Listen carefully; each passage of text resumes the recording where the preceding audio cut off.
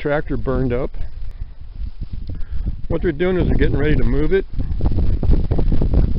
And the reason they put these tires on the back, they're going to lift it in the front end and push it onto the lowboy.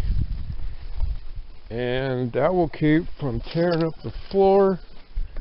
And when they get this home, which is only going about 7 miles down the road to their farm, they can lift it up and roll it around and push it where they want to.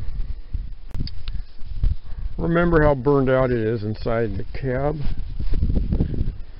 I put lots of hours on this tractor driving.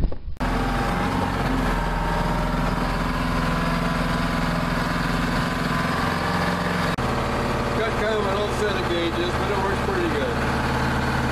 1960 MRS tractor with a 471 Detroit. Back in the day, we've had this since 1977. So the blade, they chained it up a year ago and they pulled it out of where it was at. And see right here on the blower, you can see right in there in those blower gears, so that's what the inside of a blower on a Detroit looks like.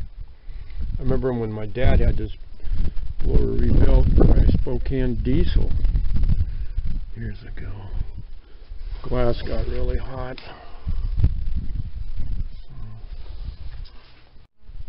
This heater is out of a 1959 International truck. We took it out and we put it in here because we did a lot of work in the winter time, and we had this cab sealed up. It was quite warm, especially when it was 20 below zero. We would take this out with a trailer and feed cows. It had air brakes, so we changed the steering.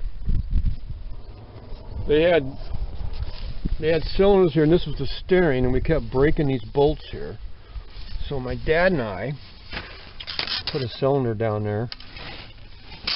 It's a tie rod like it's supposed to be. And you can see this one a lot better. So that's what we did. Okay.